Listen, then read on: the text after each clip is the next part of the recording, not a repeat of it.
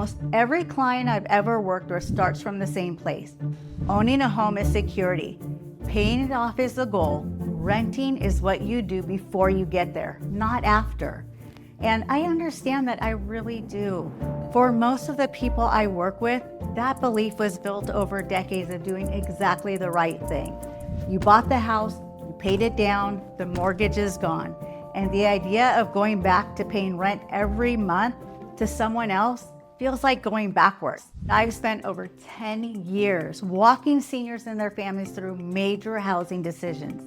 And what I've seen in those conversations has made me more careful about one specific assumption: that owning automatically means secure, and that renting automatically means the opposite. I have a client right now who is seriously considering selling and renting. She's thoughtful, she's run the numbers, and when we first started talking about it, her reasoning made a lot of sense to me. But as we worked through the details together, her specific situation and what her day-to-day life would actually look like, I started to see something she hadn't fully considered yet. The thing she wanted most from this move was peace of mind, stability, to stop feeling like she was one unexpected bill away from stress. And what I had to help her see is that renting doesn't automatically deliver that, because there's a version of renting that doesn't feel like freedom. And there's another version where you're 78 years old and the owner decides to sell, and you get a notice and now you have to move. That's not peace of mind. Giving her personality, her health, what moving costs her emotionally, that risk is real. Owning a paid off home feels like security, and for a lot of people, it definitely is. But security isn't just a roof. It's predictable costs and control over your own timeline. And the question is, which path actually gives you both of those things for your specific situation? And that question is harder to answer than most people expect, because it depends on things that are different for everyone. And that most of the trend content about renting and retirement never asks you to actually think through. Here's what I think a lot of the conversation about renting and retirement goes wrong. It gets framed as, you own a paid off home, so you have no payment, versus you rent, so you have flexibility, but you're paying every month. And if that were the full picture, the math would be pretty straightforward, right? But it's not the full picture, not even close. Think of it like an iceberg. What's visible on the surface is the mortgage, or the absence of one. That's what people are comparing. But underneath the surface, on both sides, there's a lot more going on. On the home ownership side, even on a fully paid off home, you're still carrying property taxes every year. You're carrying homeowners insurance. And if you've ever tried to get or renew a policy in California recently, you already know that's not as simple as it used to be. And if you're in an HOA, you have monthly dues. And those dues, they go up, they're never going down. And occasionally the HOA hits you with a special assessment, a roof, a shared structure, something that needs to be repaired or replaced, and the reserves weren't there to cover it. That's not a small number. I've seen clients get hit with assessments that they were not even expecting and had not even budgeted for. And then there's the maintenance. On any home, things break, things wear out, and when you're doing the mental math of, I own my home free and clear, you're usually not including the call to the plumber or the HVAC unit that needs to be replaced. Now, let's flip to the renting side. Yes, someone else handles the maintenance. Yes, you're not on the hook for the assessment or the insurance renewal, but your rent is not fixed. It goes up, sometimes a little bit and sometimes more than a little bit. And here's the piece that I keep coming back to in my conversations with clients. You don't control the timeline. Your landlord does. If the owner decides to sell, you get a notice. And in this market, that is not a simple or inexpensive process. At 78, moving isn't what it used to be at 40, right? The physical toll, the emotional toll, the cost, it's a different equation entirely. So both sides, they both have their own costs. They're just different kinds of costs. And the question isn't which side has fewer costs, it's which kind of costs you can actually absorb, given your health, your finances, and what matters to you at this point in your life. That's the real decision. And it comes down to 3 specific things I walk every client through because the answer is different for everyone. Most people approach this decision the wrong way. They start with the math. What's the monthly payment? What would rent cost? And then they try to find the cheaper option.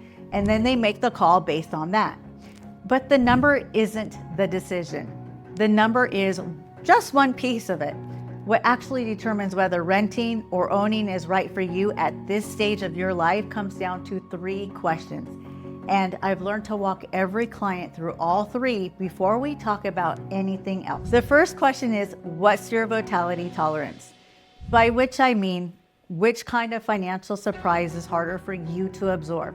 Because both paths have them. On the ownership side, it's the unexpected ones. An insurance renewal that comes back significantly higher, an HOA assessment you didn't see coming, a repair that can't wait. These are real, and in California right now, they're more common than they used to be. On the renting side, it's the more predictable, but still painful ones. Your rent goes up at renewal, and you either absorb it or you move. Neither of those is comfortable. But for some people, the unpredictability of ownership cost is genuinely harder to manage, both emotionally and financially, than a known monthly payment that might increase.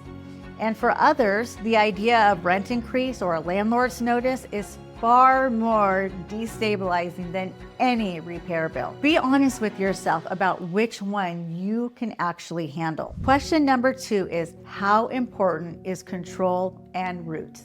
Some of my clients want to stay. They want to age in place.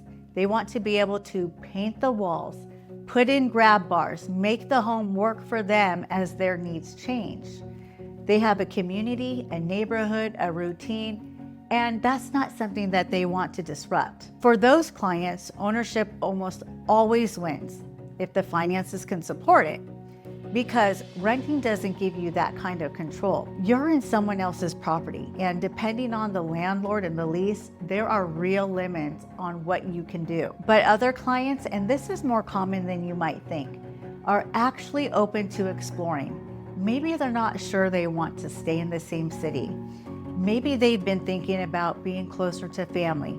Maybe they want to try a different neighborhood before they commit. For those clients, renting first isn't a compromise. It's actually the smarter move. The third question to ask yourself is, what does your liquidity situation look like? This is the one people skip most often.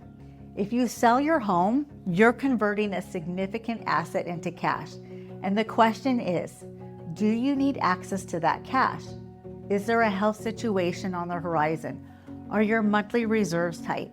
Do you have family considerations that make liquidity important right now?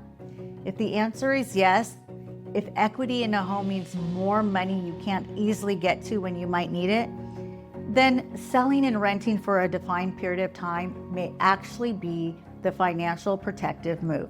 Not as a permanent answer, but as a 12 to 24 month window where you give yourself time to breathe, to stabilize and figure out the next anchor without the pressure of having made an irreversible decision too fast. But if your liquidity is healthy and leaving wealth in the home aligns with what you want to leave behind for your family, then owning with the right buffers in place may be exactly right. This isn't a math problem, it's a fit problem.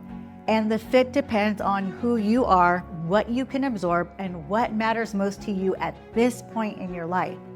Once you know where you land on these 3 questions, the path forward gets a lot clearer. And in the last section, I want to show you what each path actually looks like, so you leave here with something concrete, not just a framework. Once you work through those 3 questions, honestly, you'll find yourself in one of 2 places, and each one has a clear set of next steps. Let me walk you through both. If your answer points towards renting, the first thing I tell you is give yourself a defined window, not I'll rent for a while and see. A real time frame, 12 to 24 months. That structure matters. It keeps the rental period from becoming indefinite, and it gives you a deadline to reassess with fresh information and a clearer head. Before you sign anything, know your monthly number and make sure it actually works within your budget, not just on paper, but in practice. Accounting for the fact that rent can increase at renewal, and think about what you're looking for in the next anchor. If you're in the Simi Valley area, Thousand Oaks, Camarillo, use this time to get specific about where you actually want to be long-term. Visit, spend time, let the decisions come from experience, not assumption. And before you lease, understand the terms. How much notice are you entitled to if the owner decides to sell or not renew? What are the renewal provisions?